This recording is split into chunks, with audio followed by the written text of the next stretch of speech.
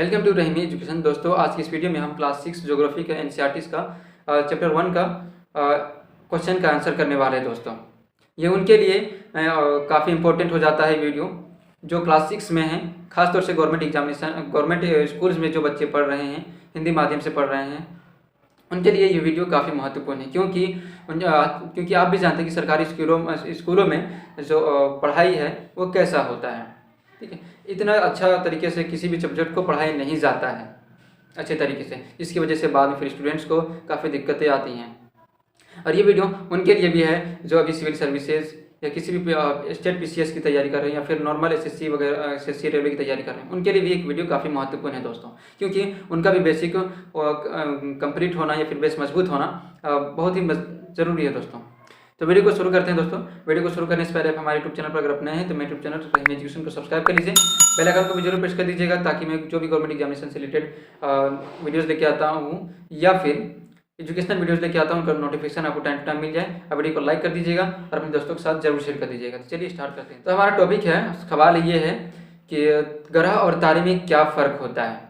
ठीक है, तो पहले जान लेते हैं कि तारे और ग्रह क्या है। ठीक है, तो तारे उनको कहते हैं जो हम रात में आसमान में देखते होंगे, परिचित होंगे आप भी, कि रात में आसमान में जो चमकीले से दिखाई देते हैं, जो टिमटिमाते हुए प्रतीत भी होते हैं, दिखते भी हैं। ठीक है, लाइट की तरह एकदम फ्लिकर टप का होता भी रहता है कई तारे, तो वो आसमान में जो दिखाई देते हैं हमें रात के समय में वो तारे कहलाते हैं। हालांकि सूर्य भी एक तारा है। उसके बाद बात करते हैं ग्रह क्या है। ग्रह जिस तरीके से हम इस पृथ्वी में रह रहे हैं, इस तरह के हमारे सौर मंडल में 8 ग्रह हैं अभी वर्तमान में। पहले 9 ग्रह हुआ करते थे, इसमें एक को हटा दिया गया और अभी ये इस तरह से 8 ग्रह हैं जिसमें हम इंसान रहते हैं। बाकी सिर्फ एक ऐसा ही ग्रह है सोलर सिस्टम में हमारे जिसमें इंसानी जीव हैं या फिर जीव मतलब जीवन है।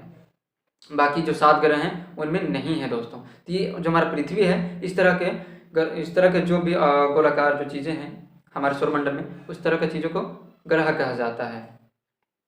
अब बात करते हैं कि इन दोनों में डिफरेंस क्या है। तो पहले जान लेते हैं कि तारे को तारा क्यों कहा जाता है, उसका क्या विशेषता है, परिभाषा। ठीक है, इसको अब मैं बता देता हूँ एक बार, उसके बाद फिर मैं इसे समझा दूंगा। वे खगोलीय पिंड जिसके अपनी उष्मा और जिसकी अपनी ऊर्जा होती है, जो उत्सर्जित करते रहते हैं, उसे तारे कहते हैं। ठीक है, एक परिभाषा हो गई इसकी। इसका मतलब ये हुआ कि जो तारे हैं उसके पास अपनी उष्मा भी होती है। उष्मा वो क्या है कि वो जैसे कि ठंड में भी ठंडा का भी रूप में हो सकता है या फिर गर्म के भी रूप में हो सकता है। जैसे कि उष्मा चांद है, जो हमारा जो पृथ्वी है, हम जो चांद देखते हैं, ठीक है, दिखाई देता है, तो उस चांद में ठंड है, ठंड है, उसकी जो उष्मा है यानी कि जो उसका धरातल है वो पूरे तरीके से ठंड है। ठीक है, तो उसकी उष्मा कहलाई जाती है। लेकिन उसका जो प्रकाश यानी कि रोशनी, प्रकाश बोले तो रोशनी जो उत्सर्जित करती है, और उसका जो बेनिफिट है हमें रात में मिलता है, पृथ्वी पर देखने को भी मिलता है। कई साल के कई ऐसे महीने होते हैं जिसमें रात में काफ़ी उजाला सा प्रतीत होता है। ठीक है, और सूरज की बात करें तो सूरज भी एक तारा है जो दिन में दिखाई देता है। ठीक है, सूरज एक तारा कैसे है भाई? ठीक है, तो सूरज हमारे पृथ्वी से बहुत ही अधिक सामने है चांद के मुकाबले में, जिस कारण से वो हमें ज़्यादा बड़ा दिखा देता है और उसकी रोशनी भी है हमें बहुत ज़्यादा दिखाई देती है। और उसका जो उष्मा है वो गर्म उष्मा है। चांद का जो है उष्मा ठंडी उष्मा है, इस कारण से हमें ठंडी उसमें लगता है। लेकिन सूरज का जो है उष्मा वह गर्म होता है, जिस कारण से हमें गर्मी का एहसास होता है। उसकी जो सूर्य की जो किरणें आती हैं उससे हमें गर्मी का एहसास होता है। तो सूर्य भी एक तारा है और उसमें एक उष्मा है, गर्म उष्मा है, जिसको और वो उष्मा जो है प्रकाश में बदल जाता है।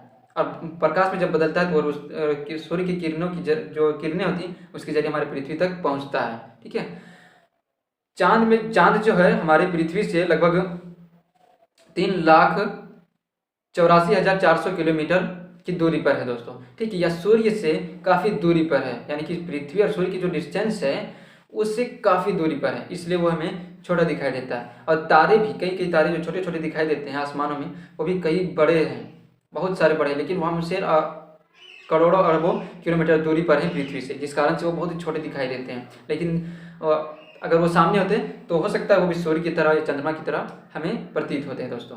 ठीक है, अब बात करते हैं ग्रह की। तो ग्रह जो है इसका जस्ट अपोजिट है ना, ग्रह के पास यानी कि ग्रह के पास ना ही अपना खुद का ऊष्मा होता है और ना ही खुद का प्रकाश होता है। ठीक है, जैसे कि अभी चंद्रमा में कहा या फिर पृथ्वी के बारे में कहा कि उसकी अपनी ऊष्मा है।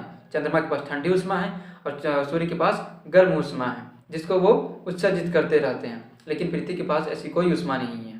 ठीक है, तो इसलिए इसे ग्रह कहा जाता है। इन दोनों में ये डिफरेंस होता है दोस्तों। ग्रह जो है इसमें ऊर्जा नहीं होती है। अगर ये ऊर्जा होती इसमें, अगर इसमें खुद की ऊष्मा होती तो ये भी तारे के रूप में गिना जाता और शायद हमारा यहाँ पर जो जीवन है हमारी पृथ्वी में वो भी नहीं होता दोस्तों, जैसा कि सूर्य में भी नहीं है और ना ही चांद में है। चांद में अधिक ठंड की वजह से वहाँ पे जीवन संभव नहीं है और सूर्य में तो काफ़ी गर्म है, इस वजह से वहाँ पर है ही नहीं। ठीक है, तो यही दोनों में फ़र्क होता है दोस्तों।